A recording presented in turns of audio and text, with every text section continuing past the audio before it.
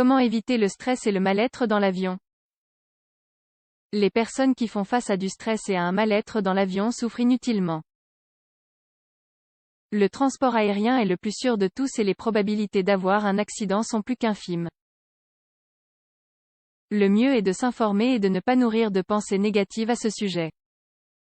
Beaucoup de personnes ressentent du stress et du mal-être en avion, la majorité du temps parce que leur esprit leur joue un mauvais tour. Cela arrive principalement à ceux qui ne sont pas habitués à voler, mais il existe aussi des cas de personnes qui voyagent fréquemment et qui présentent ces problèmes. Le stress et le mal-être dans l'avion apparaissent à différents degrés. Certaines personnes ont simplement peur et ne se sentent pas rassurées jusqu'à l'atterrissage. Pour d'autres, ce thème est beaucoup plus complexe et elles vivent cette situation comme si elles étaient en enfer. Ces types de cas doivent être pris au sérieux car les personnes touchées souffrent beaucoup lorsqu'elles montent dans un avion. Il existe cependant des moyens pour surmonter le stress et le mal-être dans l'avion, qui sont totalement efficaces et permettent de résoudre le problème. Le stress et le mal-être dans l'avion. Il est normal que l'on se sente un peu nerveux lorsque l'on monte dans un avion.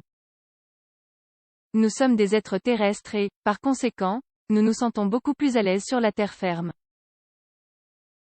Il est également normal que nous soyons inquiets au moment d'une turbulence ou après la traversée d'un trou d'air. Les difficultés commencent quand cette peur devient très prononcée et que l'on voit apparaître des symptômes plus sévères. Les mains moites, la sensation d'inquiétude, les muscles tendus, la respiration agitée et les soupirs constants nous indiquent que nous avons peur. Le stress et le mal-être dans l'avion peuvent aussi atteindre des niveaux plus élevés. C'est à ce moment que l'on voit surgir des symptômes plus intenses. Anxiété et angoisse, tachycardie, sensation d'étouffement, vertige, sueur, diarrhée, vomissement. Dans ces cas, nous ne parlons plus seulement de peur mais de phobie. Pourquoi cela a-t-il lieu? Le stress et le mal-être dans l'avion apparaissent pour différentes raisons.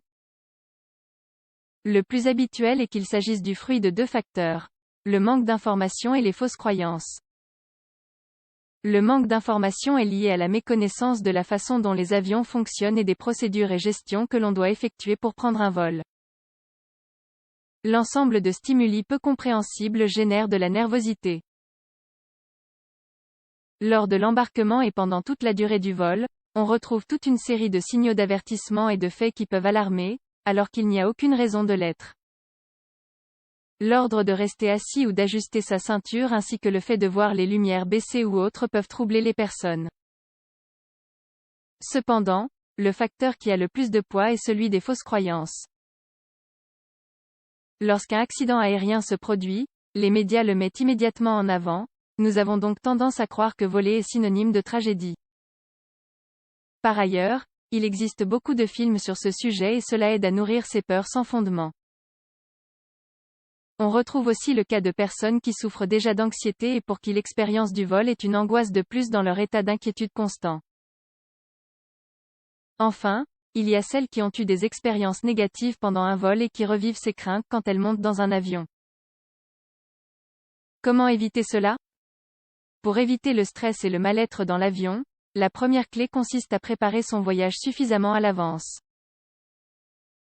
Si, peu de temps avant de voyager, vous êtes encore en train de faire vos valises ou d'ajuster des détails, vous allez entamer votre périple en étant sur les nerfs, avant même d'être dans l'avion. Le mieux est donc de tout préparer à l'avance, 1 ou 2 jours avant de prendre l'avion. Vous informer est une autre façon de réduire votre nervosité. Une bonne idée consiste à vous faire une image mentale de tout ce qui va se passer avant et pendant le vol. Cela suppose de connaître et de comprendre les protocoles de routine, qui incluent des révisions, des vérifications, des mesures de sécurité lors de l'embarquement. Les informations doivent aussi inclure des points comme le degré de sécurité du transport aérien. Vous avez plus de probabilité d'être foudroyé que de mourir dans un accident d'avion. Tout comme vous avez plus de probabilité de gagner à la loterie que d'avoir un accident dans les airs. Et ces pourcentages se réduisent si vous volez avec une compagnie aérienne traditionnelle. Enfin, il est bon de manger léger et de ne pas consommer de caféine ou d'alcool avant un vol. Prenez un livre avec vous ou toute autre distraction pour avoir l'esprit occupé dans l'avion. Essayez également de voyager accompagné et n'ayez pas peur d'exprimer ce que vous ressentez. Parfois, quand nous manifestons nos peurs à voix haute, elles finissent par disparaître.